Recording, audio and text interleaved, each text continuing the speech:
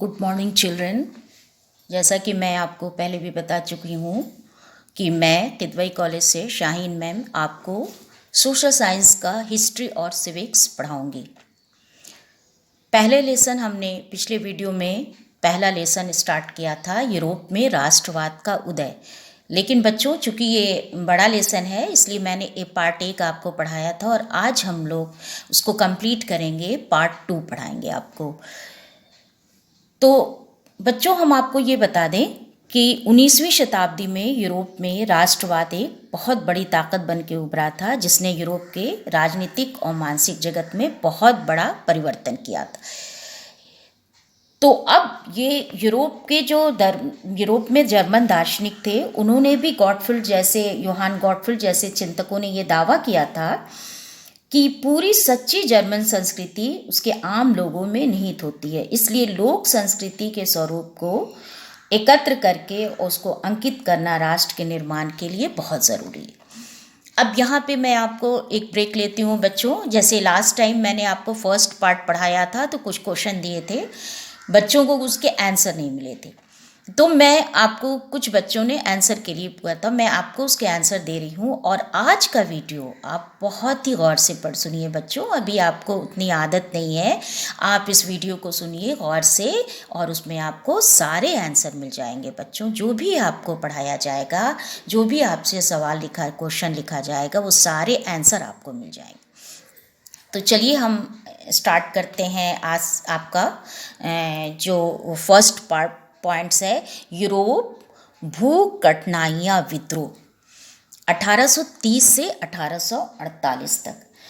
बच्चों, यूरोप में हम देख रहे हैं, पहले भी बता चुके हैं कि 1830 से 1848 तक काफ़ी क्रांति हुई थी। तो 1830 का जो दशक था यूरोप में, वो बहुत कठिनाइयाँ लेके आया था। 19वीं सदी में पूरे यूरोप में बहुत ज़्यादा जनसंख्या की वृद्धि हुई थी, बहुत सारे लघु उत्पादक हुए थे और इस समय इंग्लैंड की मशीन से बने सस्ते कपड़े से उन लोगों को बहुत ही प्रतिस्पर्धा का सामना करना पड़ रहा था। और इंग्लैंड जो था वो औद्योगिकरण के स्तर में बहुत ही आगे था, महाद्वीप में सबसे ऊंचा था।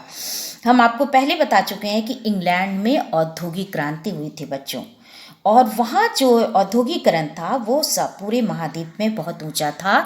और ये महाद्वीप में यह प्रतिस्पर्धा जो चल रही थी, ये कपड़ा उद्योग में लघु कारीगरों को बहुत ज़्यादा झेलना पड़ रहा था, क्योंकि यह उद्योग जो था घर और छोटे कारखानों में होता था। यूरोप के उन इलाकों में जहाँ कुलीन वर्ग सत्ता में थी, वहाँ फसल बहुत ज़्यादा ख़राब हो गई थी, गाँव में गरीबी बहुत ज़्यादा बढ़ रही थी। तो जब 1848 में ऐसा एक वक्त आया जब लोगों को खाने पीने के लिए नहीं था, खाने पीने की इतनी कमी थी कि फ्रांस के पेरिस में सड़कों पे लोग उतर आए। उस वक्त वहाँ का राजा लुई फिलिप था, वो छोड़ के भागने को मजबूर हो गया। और राष्ट्रीय सभा जो थी, नेशनल असेंबली, उसने गणतंत्र की घोषणा करते हुए 21 वर्ष के ऊपर के सभी वयस्क पुरुषों को मताधिकार दे दिया और काम के अधिकार की गारंटी दे दी। किसकी बात कर रहे हैं हम लोग? नेशनल असेंबली की। नेशनल असेंबली ने और उन लोगों को रोजगार उपलब्ध कराने के लिए राष्ट्रीय कारखाने स्थापित किए गए। और उसी वक्त बुनकरों ने सिलेसिया, एक जगह है बच्चों, सिलेसिया में ठेकेदारों के खिलाफ बहुत ज़्यादा विद्रोह कर दिया। हम पढ़ रहे हैं 1830 से 1848 के बीच लोगों को कितनी कठिनाइयों का सामना करना पड़ा। सिलेसिया एक जगह है बच्चों, वहाँ पे बुनकरों ने ठेकेदारों के खिलाफ विद्रोह कर दिया। पत्रकार विल्हेम वोल्फ ने सिलेसिया के गांव की एक कहानी बयान की है बच्चों कि 18,000 आबादी वाले गांव में सूती कपड़े का बहुत ज़्यादा व्यवसाय होता था, बहुत ज़्यादा व्यापक स्तर पे होता था, लेकिन श्रमिकों की स्थिति बहुत ख़राब थी। तो 4 जून को 2 बजे काफ़ी लोग बड़ी संख्या में ठेकेदारों के पास गए, लेकिन ठेकेदारों ने उन श्रमिकों की कोई भी बात नहीं सुनी, उनकी किसी भी बात पे कोई विचार नहीं किया। तो सारे श्रमिक उनके घर में गए, उन लोगों ने विद्रोह किया, घर की चीज़ों को तोड़ा फोड़ा और विद्रोह कर दिया। तो इसके लिए सैनिक बुला के तब इनको कंट्रोल किया गया। तो अब हम आपको दूसरे पॉइंट पे आ जाते हैं कि 1848 में उदारवादियों की क्रांति कैसे हुई। 1848 में बच्चों, जब बहुत सारे यूरोप देशों में बहुत ज़्यादा भुखमरी थी, गरीबी थी, तो लेकिन वहाँ पे मध्यम वर्ग की भी क्रांति हो रही थी। फरवरी 1848 में यूरोप के देश जहाँ चाह रहे थे कि स्वतंत्र राष्ट्र के रूप में जो कोई भी राष्ट्र जो अपने आज़ाद होना चाहते थे, कोई भी उनका अस्तित्व नहीं था, तो कोई भी वहाँ पे उनके में आज़ादी नहीं थी। उसमें हम आपको बताते हैं नाम, जैसे जर्मनी, इटली, पोलैंड और ऑस्ट्रिया, हंगरी, इन सब देशों ने वहाँ उदारवादी मध्यम वर्ग के साथ से संविधान की मांग की। उन लोगों ने, ये मध्यम वर्ग वालों ने वहाँ पे इन सब देशों के बारे में बात कर रहे हैं कि इन सब देशों की जो मध्यम वर्ग थे उन लोगों ने संविधानवाद की मांग की और राष्ट्रीय एकीकरण को उससे जोड़ दी और एक राष्ट्र निर्माण की मांग की। जैसे संविधान बने, प्रेस की आज़ादी हो, संगठन बनाने की आज़ादी हो, जैसे सिद्धांतों की बात उन लोगों ने की। क्योंकि बच्चों, अपना संविधान जब होता है, जैसे हम आपको बता चुके हैं पहले भी, 9th में भी हमने पढ़ाया कि जैसे हमारा भारत एक लोकतंत्रात्मक देश है और लोकतंत्र में किस तरह से संविधान बनता है और अपने कानून बनाने की हमें आज़ादी रहती है, प्रेस की स्वतंत्रता रहती है, हम अपने संगठन बना सकते हैं, हम अपनी बातों को, अपने विचार को पेश कर सकते हैं। तो उस वक्त ये यूरोप की बात हम कर रहे हैं कि 1848 में उदारवादियों ने इन चीज़ों की, इन सिद्धांतों की बात की। जर्मन इलाकों में भी बहुत बड़ी संख्या में संगठनों ने फ्रैंकफर्ट शहर, जर्मन का शहर है, उसका नाम है फ्रैंकफर्ट। फ्रैंकफर्ट शहर में एक सर्व जर्मन असेंबली के साथ मतदान का फैसला किया और 18 मई 1848 को 831 निर्वाचित प्रतिनिधियों ने फ्रैंकफर्ट संसद में अपना स्थान बना लिया। ये हम जर्मनी के बारे में पढ़ रहे हैं कि फ्रैंकफर्ट संसद में अपना स्थान बना लिया। एक जर्मन राष्ट्र के लिए एक संविधान का प्रारूप भी इन लोगों ने तैयार कर दिया। लेकिन उस वक्त वहाँ की जो रूढ़िवादी ताकतें थी, उन्होंने 1848 के इस उदारवादी आंदोलन को दबा दिया। 1848 के उदारवादी आंदोलन को दबा दिया और इस तरह से 1848 के बाद से मध्यम वर्ग और पूर्वी यूरोप के जो निरंकुश राजशाही थे, इन लोगों ने सोचा कि हमें कुछ तो परिवर्तन करना है। तो कुछ निरंकुश राजशाहियों ने कुछ परिवर्तन करना प्रारंभ किया। अब हम आपके तीसरे पॉइंट के ऊपर आ जाते हैं। बच्चों, सिलेबस आप जो बुक है उसमें आपका डिटेल है, लेकिन अगर कुछ पॉइंट्स बना के आप पढ़ेंगी तो उससे आपका पूरा कंसेप्ट क्लियर हो जाएगा। तो अब हम आ जाते हैं जर्मनी और इटली का निर्माण। जर्मनी और इटली के बारे में हम पढ़ते हैं। 1848 के बाद से यूरोप में जर्मनी और इटली एकीकृत होकर राष्ट्र तो बने थे। राष्ट्रवादी भावनाएं जर्मनी में मध्यवर्गीय उसमें व्याप्त थी, लेकिन 1848 में जर्मन महासागा के विभिन्न इलाकों को जोड़कर एक निर्वाचित संघ द्वारा, संसद द्वारा शासित राष्ट्र बनाने की इन लोगों ने कोशिश की।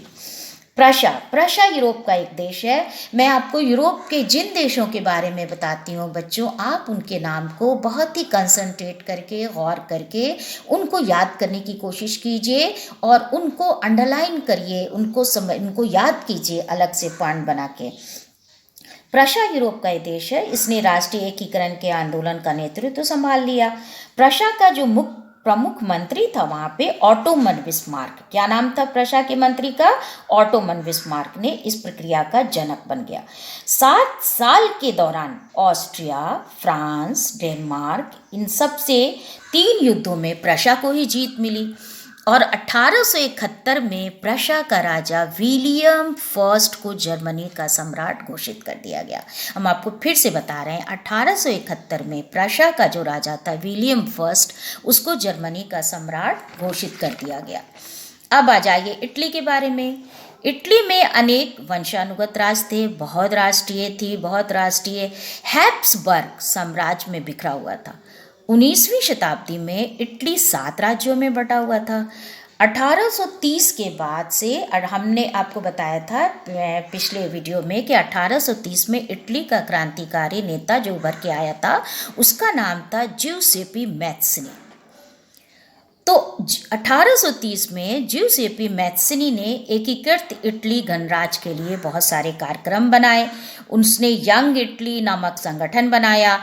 1831 से 1848 तक इटालवी राज्यों को जोड़ने की जिम्मेदारी सर्डिनिया पिडमॉन्ट का जो शासक था विक्टर एमेलियन सेकंड पे आ गई थी। ये है विक्टर एमेलियन सेकंड पे ये जिम्मेदारी थी कि वह इटली के राज्यों को जोड़ेंगे।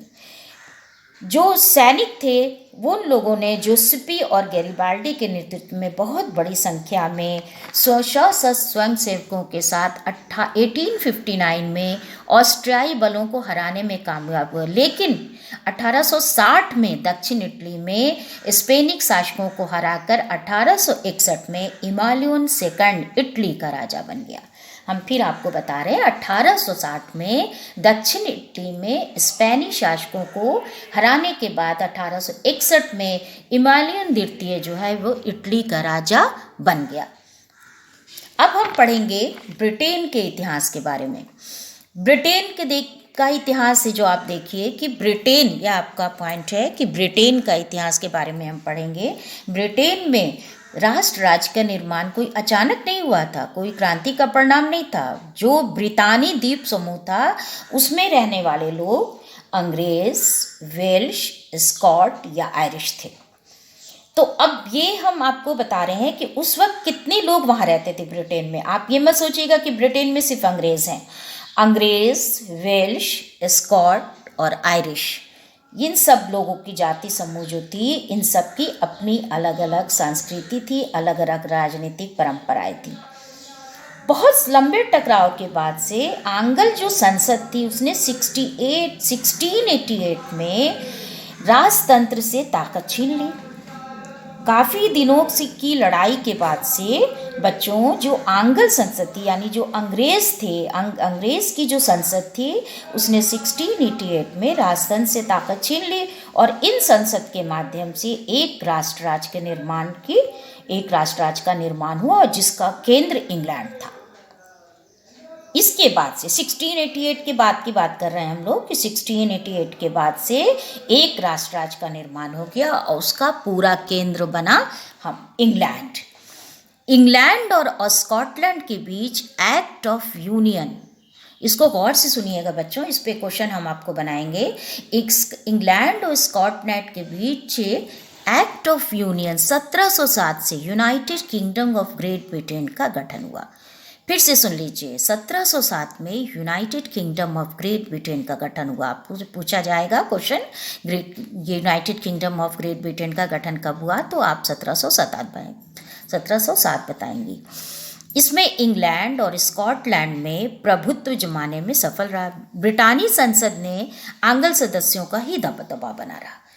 यूनाइटेड किंगडम ऑफ ब्रिटेन में स्कॉटलैंड के शामिल हो जाने के बाद से लेकिन ब्रिटेनी संसद जो बनी थी उसमें आंग्ल सदस्यों का यानी अंग्रेज़ों का ही पूरी तरह से दबदबा था। और इसी तरह से आयरलैंड के साथ भी ऐसा ही हुआ। जैसे हम पहले बता चुके हैं बच्चों कि ब्रिटेन के इतिहास में कौन कौन थे, अंग्रेज़, वेल्श, स्कॉट और आयरिश। तो अब आयरलैंड के साथ भी ऐसे हुआ कि अंग्रेज़ों ने 1801 ईस्वी में बलपूर्वक यूनाइटेड किंगडम में आयरलैंड को शामिल कर दिया और एक नए ब्रितानी राष्ट्र का निर्माण किया और आंग्ल संस्कृति का प्रचार प्रसार करना शुरू कर दिया। तो ये आयरलैंड को अंग्रेज़ों ने जो 1688 में बच्चों जब राजतंत्र से की ताकत छीन ली थी आंग्ल संसद ने, तो उन लोगों ने पहले स्कॉटलैंड को मिलाया और उसके बाद आयरलैंड को भी अपने में सम्मिलित किया और एक नए ब्रितानी राष्ट्र का निर्माण किया। आंग्ल संस्कृति का प्रचार प्रसार करना शुरू किया और ब्रिटेन का प्रतीक चिन्ह बनाया, ब्रिटेन का ब्रितानी झंडा बनाया और राष्ट्रीय गान, इन सब चीज़ों को बढ़ावा दिया। तो ये हमने पढ़ा आपको इस तरह से कि यूरोप में जो भी कठिनाइयाँ आ रही थी, जो भी परेशानी आ रही थी, तो 1830 से 18 के बीच क्या घटना हुई। 1848 में उग्रवादियों ने क्रांति की। जर्मनी और इटली कैसे स्वतंत्र बना, जर्मनी कब बना, इटली कब बना, ब्रिटेन का इतिहास कैसे आए, ब्रिटेन के इतिहास में किन किन का सहयोग था, उसमें कौन कौन से देश शामिल थे। और अब आ जाइए कि 19वीं शताब्दी में नारी रूपकों का आविष्कार हुआ। कलाकारों ने इसे सोचा 19वीं शताब्दी में कि नारी रूपकों का आविष्कार, यानी फ्रांस में लोकप्रिय नाम मैरियन, इस पे क्वेश्चन है बच्चों आपको। फ्रांस में लोकप्रिय नाम दिया गया मैरियन। मैरियन जो लाल टोपी लगाते थे, तिरंगा था उनके पास और कलगी थी। ये हम कह रहे हैं आपको रूपकों का और नारी रूपकों के बारे में बता रहे हैं कि उनको कैसे पेश किया वहाँ के कलाकारों ने। मैरियन की प्रतिमाएं बनाई, उनको सार्वजनिक स्थल पे लगाया गया। मैरियन की छवि को सिक्कों पे, टिकटों पे, इन सब चीज़ों पे अंकित किया गया मैरियन को। अब आ जाइए जर्मीनिया। जर्मीनिया भी, अब जर्मीनिया क्या है आपसे क्वेश्चन आएगा, मैरियन क्या है, जर्मीनिया इनके बारे में बताइए।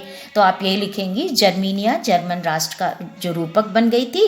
जर्मीनिया जो थी वो बलूत वृक्ष के पत्तों का मुकुट पहनती थी।